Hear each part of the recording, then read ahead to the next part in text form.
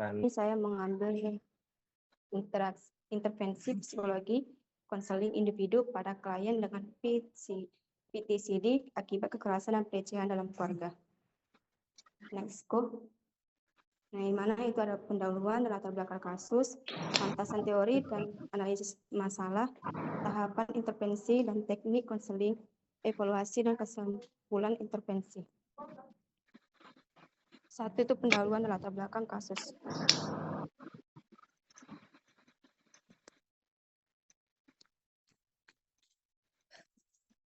Menjelaskan kondisi di mana kalian sering merasa menjadi bahan pembicaraan orang lain dan memiliki kecurigaan tinggi yang mengganggu interaksi sosial dengan lingkungan sekitar.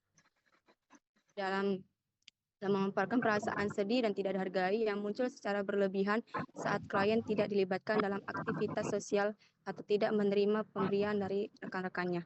Yang ketiga itu menguraikan bagaimana rasa cemas dan perasaan tidak aman pada persisten dengan telah menghambat aktivitas rutin serta merusak kualitas hubungan interpersonal klien secara signifikan. Yang kedua itu adalah landasan teori dan analisis masalah. Pengertian dan gejala PTSD adalah merupakan kondisi kejiwaan yang muncul setelah individu mengalami atau menyaksikan peristiwa traumatis yang mengancam nyawa, seperti kekerasan fisik yang parah, pelecehan sosial, serta bencana alam maupun kecelakaan fatal. Gejala intrusi dan penghindaraannya. Penderita sering mengalami kilas balik yang memaksa mereka mengingat kembali trauma, yang kemudian memicu upaya penghindaran terhadap segala hal, tempat, atau pembicaraan yang dapat mengingatkan mereka pada kejadian tersebut.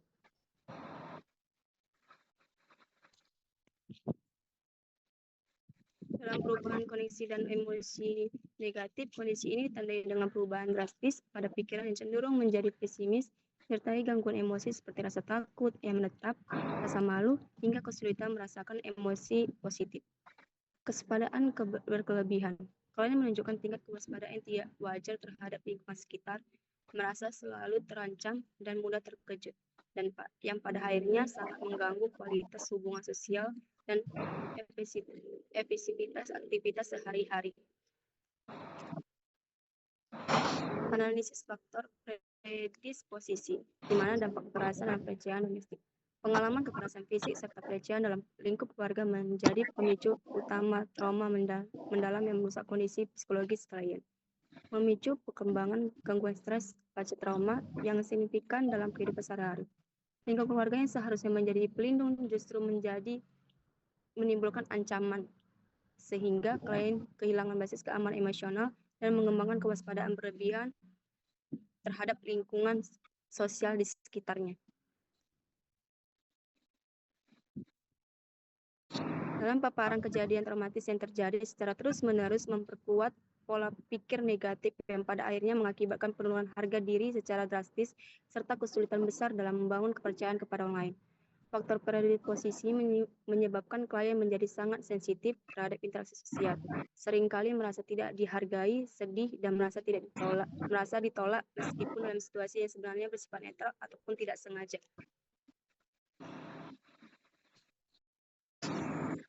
Dalam pendekatan untuk klien itu adalah pendekatan menggunakan terapi Cognitive Processing Therapy ataupun CPT, diakui secara ilmiah sebagai metode utama untuk menangani PTSD. Pendekatan ini sangat efektif bagi korban kekerasan dan pelecehan dalam keluarga untuk memulihkan kondisi psikologi mereka. Terapi difokuskan pada upaya membantu klien mengenai pikiran otomatis yang salah dan destruktif. Proses ini krusial untuk membedakan antara persepsi subjektif yang dipicu trauma dengan realitas objektif di lingkungan sosial.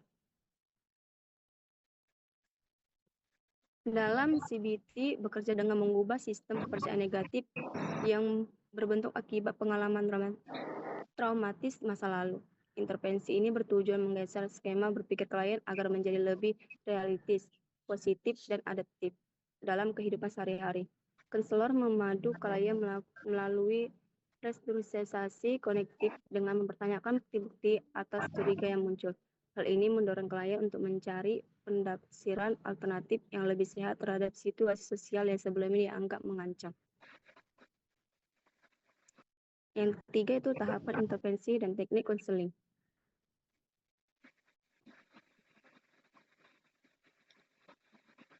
Konselor membimbing klien untuk mengenali pikiran yang muncul secara spontan saat menghadapi situasi pemicu seperti perasaan curiga dibicarakan teman atau merasa tidak dihargai ketika tidak mendapatkan oleh-oleh dari lingkungannya.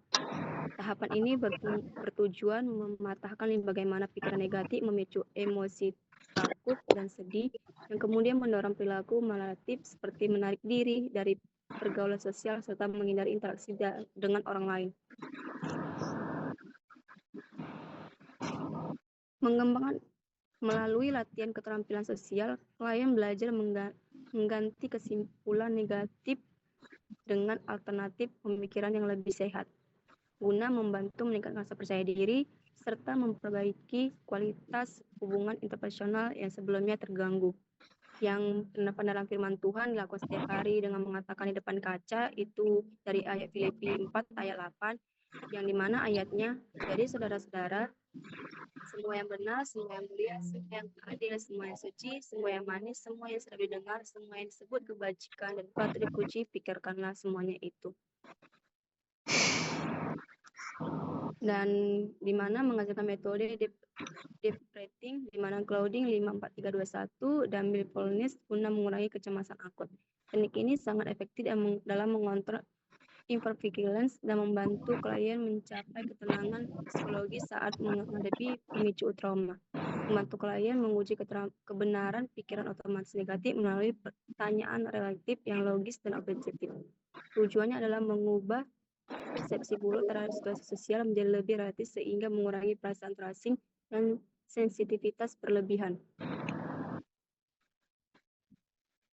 Mengarahkan klien untuk melakukan latihan menulis kelebihan diri, membuat jurnal rasa syukur, dan menerapkan positif self-talk.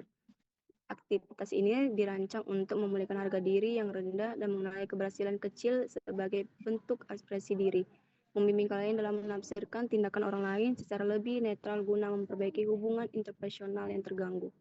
Dengan pemikiran baru, klien dapat merespons situasi sosial tanpa rasa curiga yang berlebihan atau ketakutan akan penolakan. Evaluasi dan kesimpulan intervensi,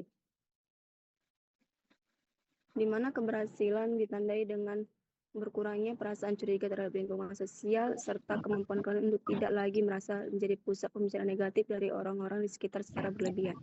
Tercapainya stabilitas emosional yang signifikan melalui penerapan teknik loading dan reaksi sehingga kalian mampu mengelola kecemasan serta kesedihan saat menghadapi situasi pemicu dalam kehidupan sehari-hari.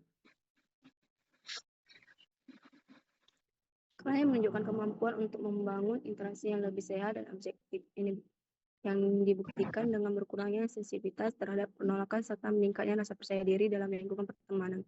Terjadi reduksi pada gejala intrusi di pengindaran yang memungkinkan kalian untuk beraktivitas kembali secara normal tanpa terganggu oleh memori traumatik atau pikiran otomatis yang menyimpang. Sekian